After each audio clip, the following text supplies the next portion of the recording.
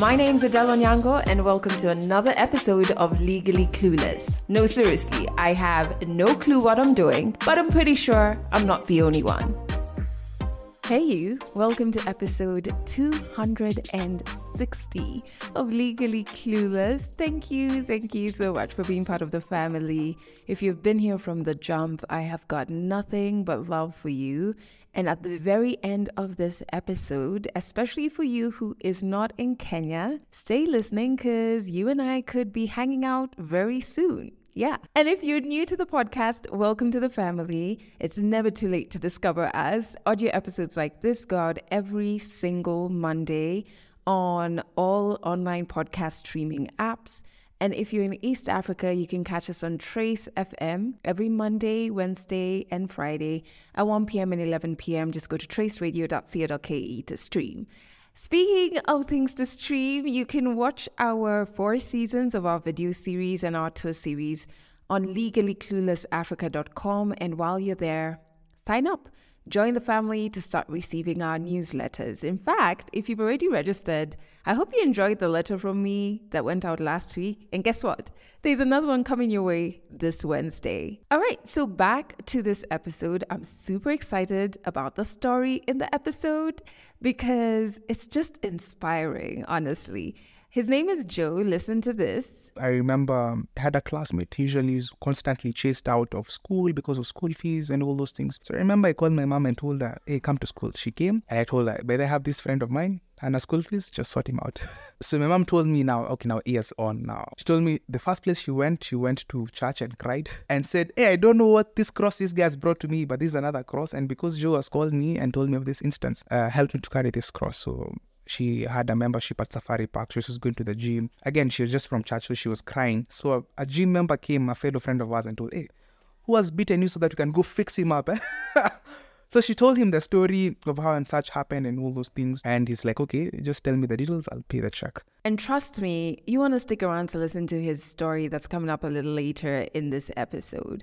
But first, I have learned the value of rest this week. I don't know why I don't learn that if I don't give my body rest, it'll find a way to demand it from me. So this past week, I took things extremely slow.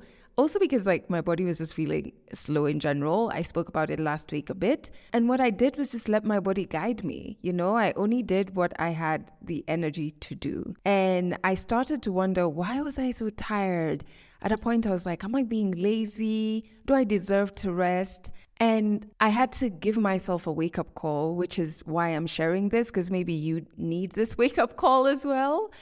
And just remind myself that rest should be guilt-free. Your body needs it. In our homes when we were younger, very many of us used to get scolded for resting or sleeping in a bit too long on certain days. And so resting then became synonymous with laziness, of which it isn't. And then when we grew up, walked into the madness that is adulthood, capitalism took over, and now rest has to be earned. So you find yourself battling between, am I lazy? Do I deserve to rest? And in this new world, only those who work very hard should rest. That's the notion that is put out, right? And the problem with this is, who determines what hard work entails? You can very easily work yourself into a breakdown. I learned this the hard way last year. Don't forget, it's not only physical work that tires you. There's emotional, there's spiritual, there's many things that bleed out of you. If you are an introvert like me, even just having so many social interactions, maybe because of the nature of your work or the season of your work, that can be exhausting, And so I found it very important to listen to your body. It requires different amounts of rest at different times in our lives even. So you have to keep checking in. And so I realized that I was tired, I had spent the better part of January into February at shoots, recording people, traveling, and I was really enjoying it, but I needed a timeout. And some of the things that I did the first 2 months of the year was meet extraordinary Africans. And I want to tell you about some of them in this episode. A few weeks ago, I drove to a place in Kenya called Gathiga. Reason being, I'd heard of a couple who 27 years ago had opened the doors of their home to street children, like literally their living room. They began by taking in 6 kids who then slept in their living room because they didn't have a huge mansion. They were just extending the little they had to help those in need. And they began by taking in 6 kids. And over the 27 years, they have impacted over 400 children. And they're just your regular, everyday people. And it was so wonderful to meet them because it just reminded me how powerful what we think are little acts of kindness really are. So I was going to Gathiga to go specifically to Gathiga Children's Hope Home. It was started by Pastor Lucy and her husband Duncan, and I'd heard about them through LG. So in December, LG launched Smile with LG, which is a campaign to get each one of us actively intentional about putting a smile on someone else's face. So LG selected 3 projects that were impacting communities across Kenya, and then they presented the projects to us, the public, and we had to vote for the projects. The amount of funding LG would give the projects was dependent on the amount of votes each project got. So what's good is that each project did get funding. Gathiga got the most votes, hence the most funding. Now, at the heart of this story, other than Pastor Lucy and Duncan, there was a young man who really intrigued me. His name is Joe. He discovered Gathiga Children's Hope Home years ago while he was in high school. And he, since then, had never stopped going back to visit, to rally his friends, to raise funds, to build a home offense, go spend time with the children. And I just thought that was so wonderful. He's part of Rotaract, and when he first heard of the Smile with LG campaign, he immediately nominated the home he had been visiting since he was a teen in high school. And so in today's episode, we get to listen to Joe's story that I hope inspires you to put a smile on somebody's face. 100 African stories powered by LG. Smile with LG because life's good when we share. So my name is Joe Nguringa Njoroge. I am from Kenya. I was born in Nairobi, so born and bred. But remember, even when someone asks you where you're from, they usually retort, Nairobi is not a place. So tell us where your parents are from. So my dad is from Kiambu County and my mom is from Nyeri County, so a place called Muiga. So we are two children. So I'm the firstborn. And then I have my brother. He's called John. He's now in his 4th year of studies. My dad passed away in 2010, so when I was quite young for sure. So pretty much it's just been my mom and my bro. So just the 3 of us, I have to credit her for raising 2 boys with such courage, with such stalwartness, and she's done a great job raising us till where we are, till this point.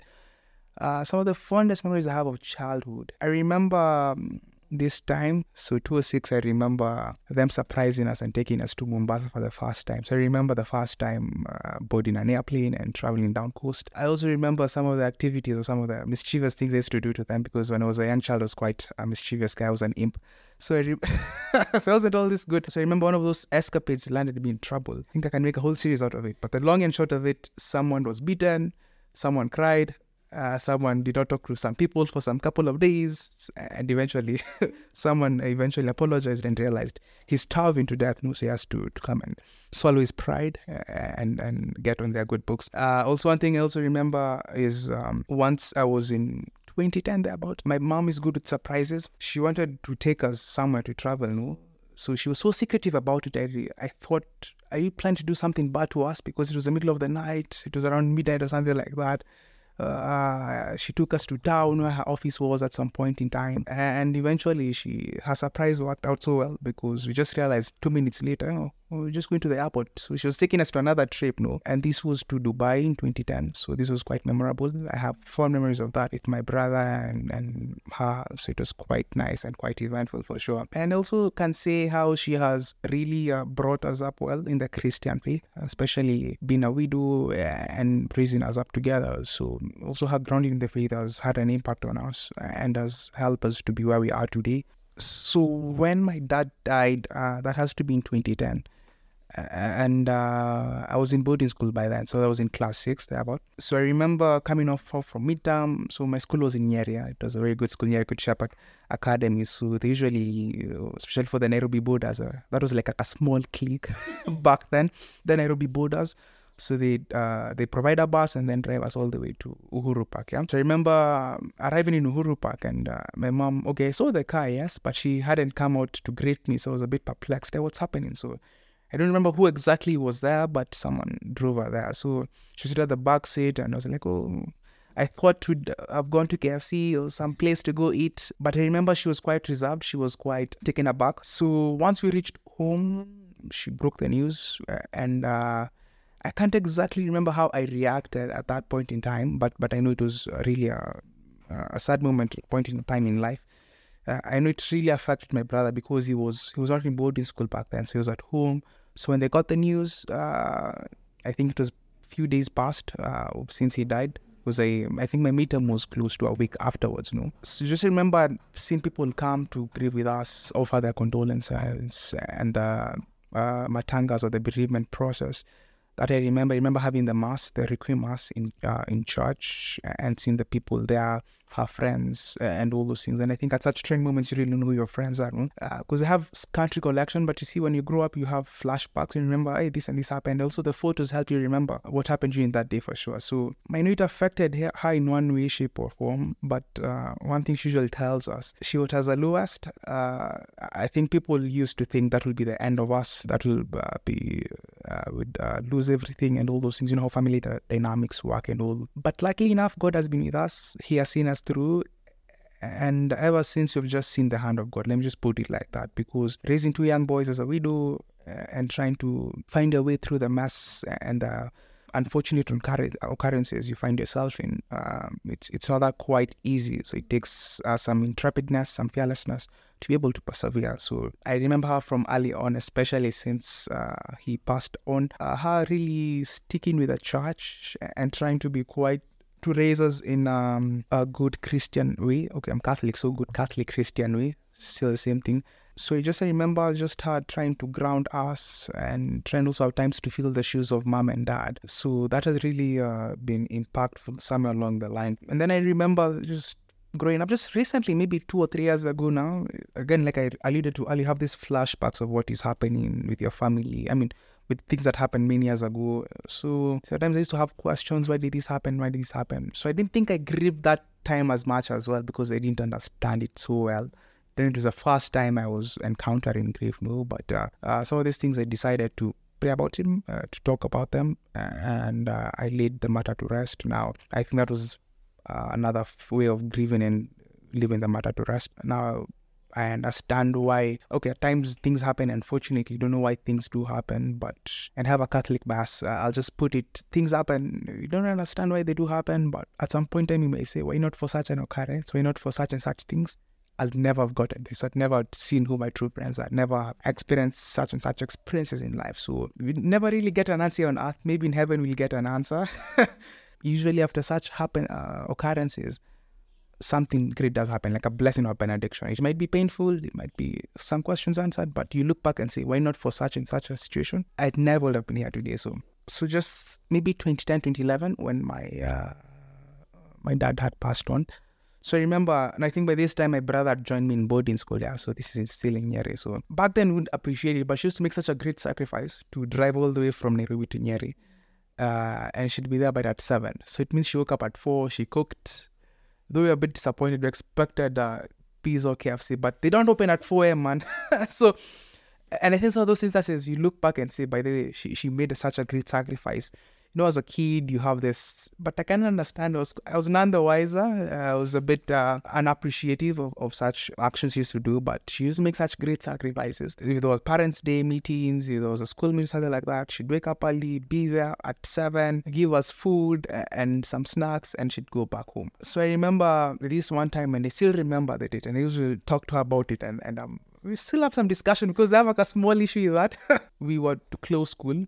So this is not midterm at the end of the term, no. So she came, and usually in school, before guys close school, they don't sleep at that night. You just play around, you throw socks, you throw away old things, you just don't sleep. It's like a small party or something like that before guys close school, no. So she was there, we hadn't slept, so we were quite tired and all those things. So I remember her telling us, by the way, we're going to a place. We won't first of all go home, so you'll have to go with me, and after that we'll go home. So again, she's a bit secretive, no? She wasn't telling us exactly where we're going. So I was like, oh no, but we are tired, we are sleepy, we want to go home and sleep. But she had wanted nothing to do with that. So I remember it's maybe a 2 hours drive. We reached a place called Thika, no? So there's this place as you're driving towards Thika, there's this big retreat center. It's called Vincentian Retreat Center. So it's run by the Catholic priests of the Vincentian congregation. The founder was St. Vincent de Paul, but mostly the Indian priests are there. So back then, 2010, it was just starting out. It's not like today. Today they have a tremendous infrastructure, but they're just starting out back then. So what my mom had in plan is that we're going to spend another 24 hours with our Lord. So you hadn't sleep the previous night. So she was like, have a plan for you guys. So that's good. You didn't sleep the previous night. So now you're going not to sleep again. And now you're going to talk with Jesus. So I remember just imagining how some of my friends had gone to their places or in their beds. They had eaten this and this food. They were playing this and these games. And I remember, I think we had argued at some point. We were quite belligerent. She was also getting a bit angry. She stopped the car. She got out and beat us both. It was like, I'm done, Sumba, by the way. You won't disturb me, so just keep quiet and attend this thing. So that really stood out because, again, I was young, but looking somewhere along the line, I could see this is a lady who wanted to really ground her boys. Long story short, we attended that kesha in our school uniform, and even when people were sitting or standing, we were just seated and just had made these faces and all those things again. But you just look back and say, okay, I now understand what this lady was trying to do, no? That has been like the cornerstone of her trying to help us grow in the faith. This place also in Lavington, it's also run by the Vincentian ministry. But they usually have day services. It's called the Vincentian Prayer House in Lavington. This one is in Thika. It's called the Vincentian Retreat Center. So every Saturday we'd go there and try. Though at times it was a bit of a struggle and fight, but somewhere along the line it worked out well because we'd even ask, hey, give us where we go to this place. And give us where to go to this place. We attended the retreats. She also tried to make sure we had some spiritual direction with the priests. She made good friends with the priests. So that helped her for sure grown and also us along the journey. So where we live in Ruaraka, no? This place called Gumba Estate. So there's usually this place run by the Sisters of Mother Teresa. So every time we'd go to Shags, this is Muig, and come back. She'd always drop something over there, either a sack of potatoes or a sack of onions, some cabbages, and usually her mom, no, my grandmother, would give her these things to go sell, but she'll just pay it out of her pocket and give the money to her mom, no, my grandmother, no. So it was like a ritual, no. Even every time, I forgot, because once you're driving towards home, you also pass through Thika, the Vincentian Center place. So just pass by there and drop something, either a sack of potatoes, a sack of onions, or just cabbages, So that aspect of giving back, I realized it somewhere along the line. No? And I remember one time, now I think when we were quite young, going to the children of Mother Teresa. Most of these kids in that home, they're either disabled, most of them are in wheelchairs, some of them they're not of optimum neurological status, so they can't function in normal society.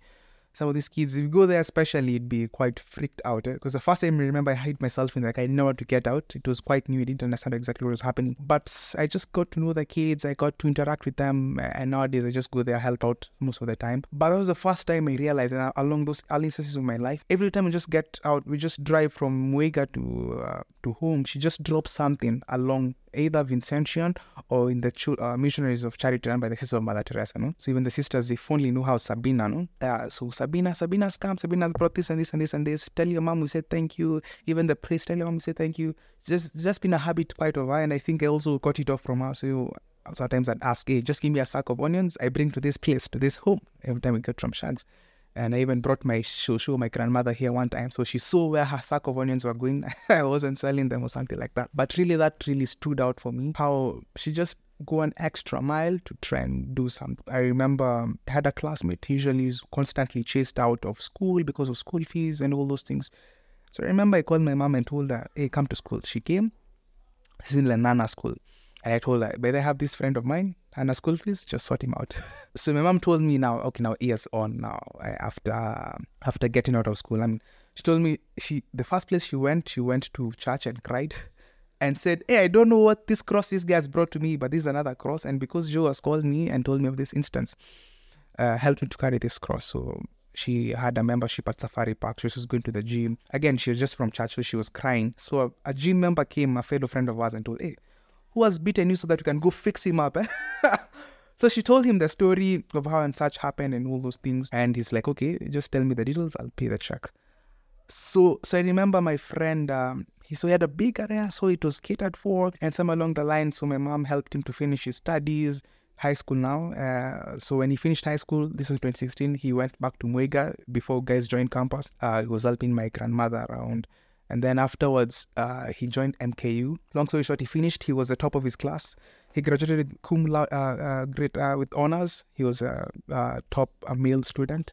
He did petroleum engineering. And again, it's that aspect of just giving out, trying to do something which is greater than you. So just tried with that simple phone call, just come to school. She didn't know where to start from, but he finished and hopefully, and now you can see the fruits of it because this guy is, it's currently somewhere, no? Interestingly enough, I don't want to go to Lenana school. I wanted to become a pilot. That's all. Yeah. So I wanted to go to Mangu High School, no? So I remember I'd passed so well my KCP exams, and I was so excited and so gung-ho about going to Mangu High School, yeah? And at that time, we had someone in Mangu who told me and my mom, but if this guy gets 400 marks and above, don't worry, this guy is just going straight to Mangu High School. So the hopes were built. Expectations are clearly quite high for sure. So I get the letter. It's Lenana school. I was quite sad. I wasn't excited about it because I didn't want to go to Lenana school. I want to become a pilot. But again, that thing of things happening in life, you don't know why they happen, but you can just pinpoint back and say, I can't say right now, you're not for Lenana school. I don't know, but it's really molded me and helped me to become the man I am today. So I went to Lenana school. So I knew eventually the Mango thing wouldn't work out, and she told me, just work here, just try and do your best, and you know a reason why. So again, still want to become a pilot. The dream was still on, but it seems my mom had other ideas, especially my grandfather wanted me to do medicine, to become a doctor. So I don't know, but somewhere along the line, the desire of becoming a pilot just evaporated. Just out of thin air, just fizzled out. I'd credit the school for forming me, especially the spiritual formation I got, because they have a Catholic chaplaincy over there. So their guys would come to school every Sunday, give us talks about just things about life, maybe character, about humility, purity. And these talks I think are quite important because they help form guys at such a young age. You tend to help him throughout his life. It's like you teach someone to fish. So how I got to know of this Gathiga place was through an exchange program. So this was 2014, Form 2. So there are rumors in school because such things weren't announced like publicly and all those things. So again, she's a widow, she's providing for these two boys, and I told her we have this not great, okay, but I tried to prop it up. So this is great partnership thing between us. You go to Germany for 1 month, you learn great things. So I told her and she was like, okay, yeah, I'll help you, I'll pay. But she didn't tell me then, but somewhere along the line I knew the sacrifices she made for me to go to Germany because it was around 249,000, not including pocket money and here, all those things. So, but she went at great lengths to try and sacrifice and help you go to that exchange program. So usually they take 4 boys from Lenana school and 4 girls from Kenya High School. So before that, we meet, at least you know the people and all those things. And funny enough, I still am in contact with some of those guys we went with Germany and also some of the Germans over there. So we went to Germany for 1 month when place known as Recklinghausen. It's a small town in Germany, in a state known as North Rhine-Westphalia. We stayed there for 1 month. We went to the school. We visited site places, Köln, Essen, Schalke. So it was really an eye-opening experience, you know. And then afterwards, in the month of August, the Germans came back to Kenya.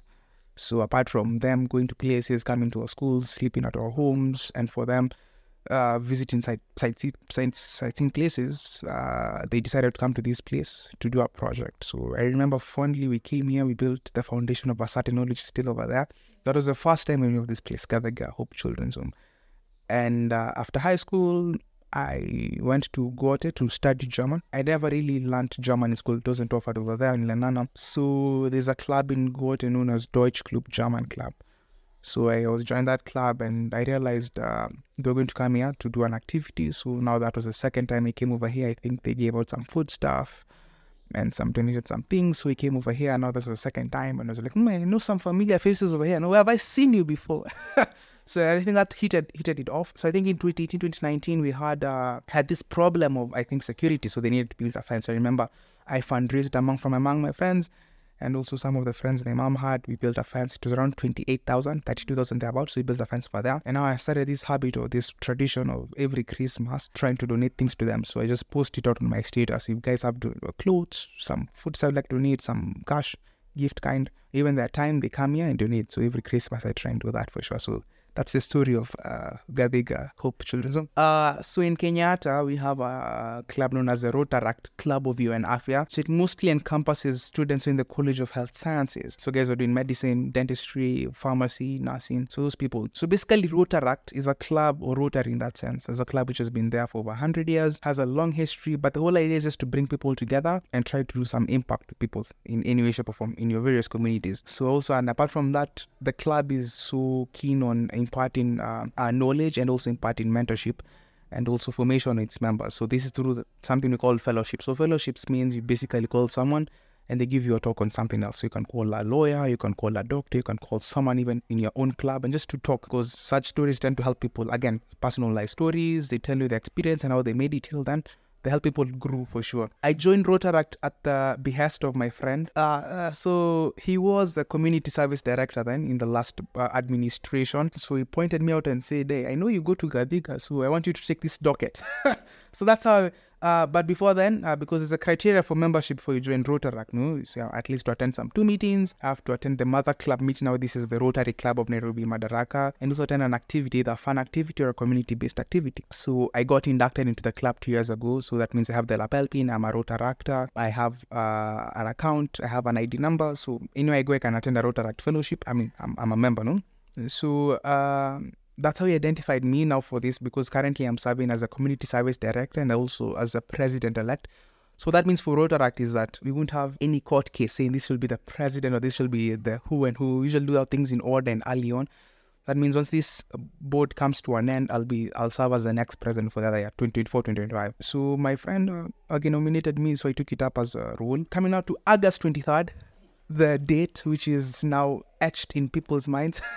So I came here, I remember, and I just, out of the blues, I decided, I don't know what was the impetus of me coming here. I don't know what really pushed me, but I just came here and told Pastor, I have this book and have this crazy idea. You just need to write for me anything which needs to be done. And I remember concluding that meeting telling her, I don't know where the money is going to come from, but I know somehow the funds will be provided, no? And also she retorted the same. She said, I don't know where the money will come from. But again, we're just like mad people. And like mad people, we'll just do on with these projects. Yeah, so some of the things she wanted, then there was an issue with the kitchen. So the kitchen, especially the boilers and the exhaust system is quite spoiled. It's not working well.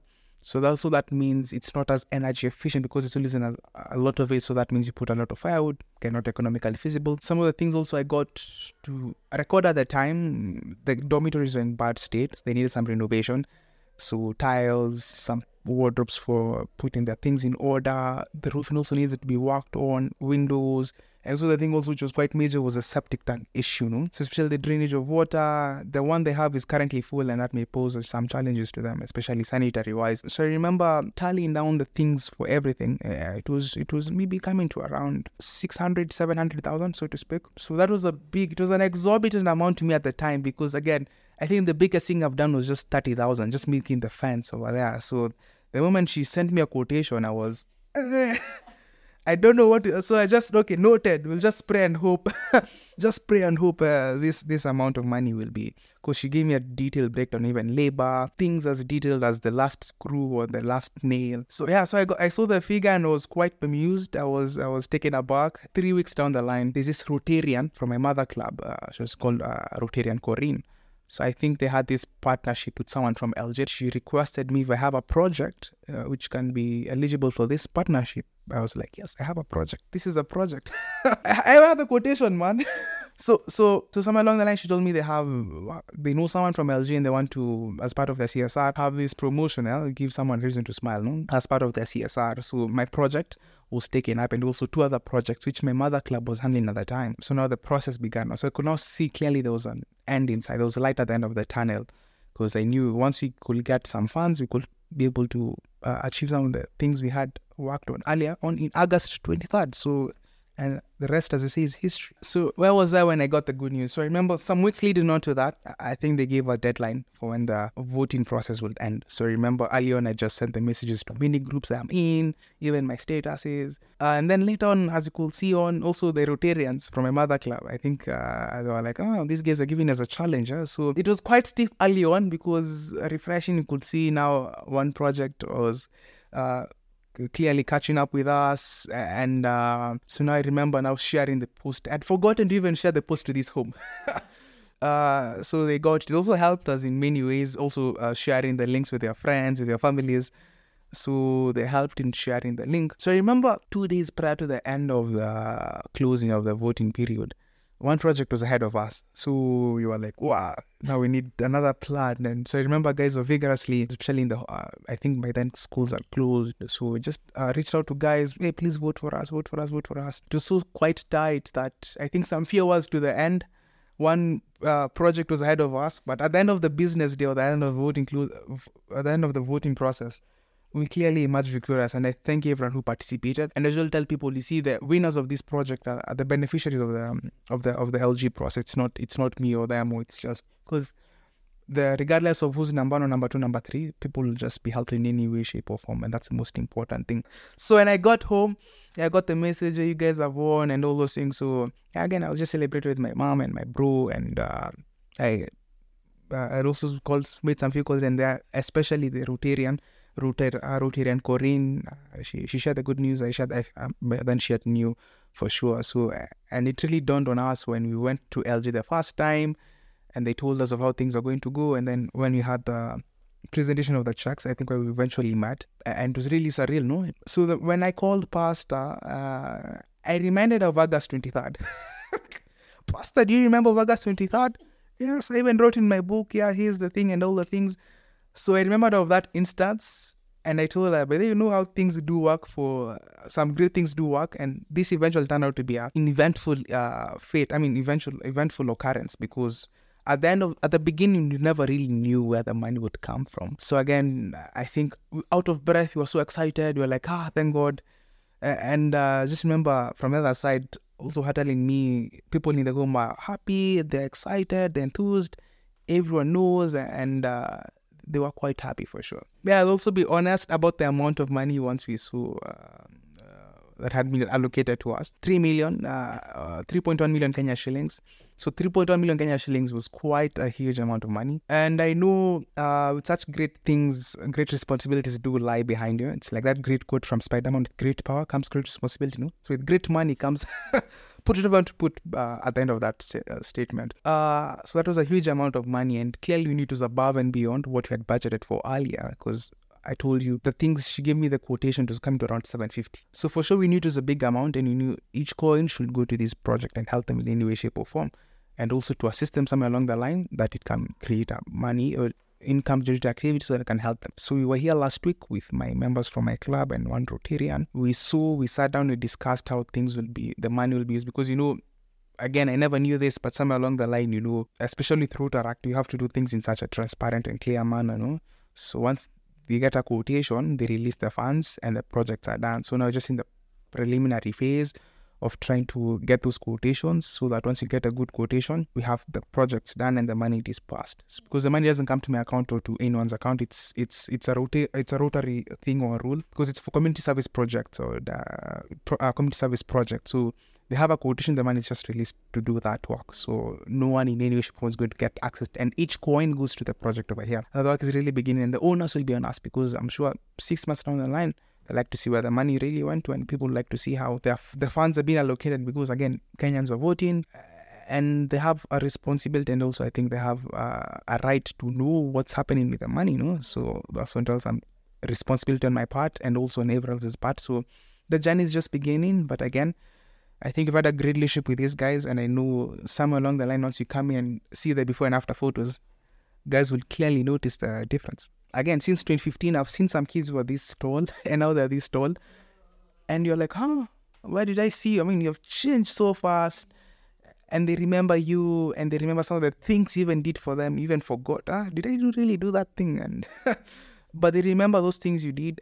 And for kids, kids usually tell you things as they are. They say, thank you so much for this and this. Thank you so much for the books. Thank you so much for everything you've done in any way, shape or form. I can't really pinpoint a date, but I know it's pre-COVID because I know no one was wearing the cloth over their mouths, over their faces. So I remember I was just from church, Holy Family, and then I just was crossing the road. So it's along Koinange Street, no? So there's this petrol station. I think it's Rubis, and I think there we have some cafe shops which they sell some snacks and all those things. So I remember meeting 3 kids, I think 3 or 2, but they're definitely not one. So they asked me for some cash, and I think I formed it as a habit, just try and make some conversation with some of these guys, because I really do believe in any way, shape or form, that person you're helping, that person you're helping out. You just try and see Jesus in them. You just try and see the good out of them. I'm not seeing you, I'm just trying to see the Jesus out of them. So I try and get the story, make small talk, and I ask them, by the way, would you like if I help you to get to a place where they can help you, rehabilitate you? And they said, yeah, it's okay. So I remember making a call here and then asking them, hey, I called Gathiga and told them I'm sending some few kids.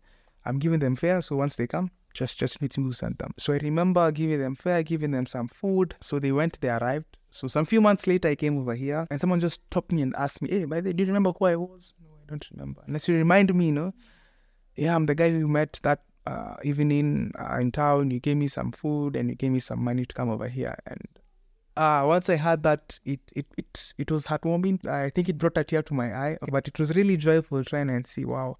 Because the transformation was noticeable, it was quite present, it was quite visible for people to see, because I knew the before and I saw it in my mind, it came to memory, and now I saw the after. And it was just beautiful, just magnificent. Just something I can tell young people is try to do something which can be of use and which can be of great help to the benefit of the community. Push yourself through to try and help. And helping doesn't necessarily mean someone who is miles and miles away. It can be someone in your family, your friends. Just give someone a call. I mean, we're in this age of social media, but people rarely do. Find out how people are doing and all those things. And I can suggest this 3-lettered phrase. I think it was coined by someone, but it's so simple. Just ask someone, how are you? How are you doing? What are you up to? Because, again, we live in such a chaotic world. Things are not as they're supposed to be. But that's really what I think people should endeavor to do. 100 African Stories powered by LG. Learn more about Smile with LG at smilewithlg.com. Life's good when we share. How wonderful is that story? Like, when I was recording it, I was just like, please, can I meet your mother next? Like, did she know the impact she was having? Remember how last week's episode, I told you how impactful our childhoods are to who we are as adults, That was just last week, and now we hear Joe's story. I feel like Joe learning the power of kind acts from his mom, and then him passing it forward to his classmates, but also to Gathiga. None of them could have known it would end up with the home receiving 3.1 million shillings from LG. It just speaks to the power of kindness and of empathy. And the reason this episode is really dear to my heart is, for the last couple of months, I've been feeling like we're forgetting the power of kindness and the power of empathy, especially when you log online and there's just so much vitriol and anger, and that's becoming more normal and more second nature to us than spreading love, spreading kindness, having empathy for each other. And so I'm really hoping that this episode can remind us how powerful kindness, love, and empathy are. I hope this episode reminds you that in your own little way, in your own little kindness, it can change lives. So I want to challenge you. Yeah, when you're done listening to this episode, maybe you could spread a little kindness. It could be complimenting the person closest to you, buying someone lunch, giving to a local charity, whatever it is. I don't know. Can we just bring kindness back? Let's make it fashionable again, And if you want to watch my visit to Gathiga, you can check the show notes. There's a link to the video so that you get to see Pastor Lucy and actually even see the home and the kids and all the work that they are going to put this money to. There's also a link in the show notes for you to learn more about Smile with LG. So feel free to scroll on down and click on that so you can learn about not just Gathiga, but the other 2 projects as well. Remember, you can catch this podcast on Trace FM every Monday and Wednesday, 1 p.m. and 11 p.m. Fridays, 1 p.m. Just go to traceradio.co.ke to stream. Make sure if you want to share your story on this podcast, we have correspondence now. So we are recording stories all year round. We're not taking breaks like before. All you have to do is sign up or fill out our storyteller form. A link to it is in the show notes and we'll get back to you. Remember, we do get quite a few people signing up. So if it takes a bit of time for us to get back to you, please just forgive us. I did start off this episode by saying I have a bit of a surprise, especially for those of you who are outside Kenya. We're very soon, as in this month, coming to Uganda, Ethiopia, and Rwanda. Now, if you are an OG avid member of Legally Clueless and you are in those countries and want to link up, I really want to try and make it happen. Like, even if we just link up for a coffee or for dinner or just a drive-by, you know what I mean? Please DM our Instagram page and hopefully we can make it work. A link to our Instagram is in the show notes. Thank you so much for listening to this episode to the very end. And the only message I'm going to leave you with is, let's make kindness and empathy cool again. That's it for this episode of Legally Clueless. You can share this podcast with your friends. You can keep it for yourself. I'm not judging. Just make sure you're here next week for the next episode.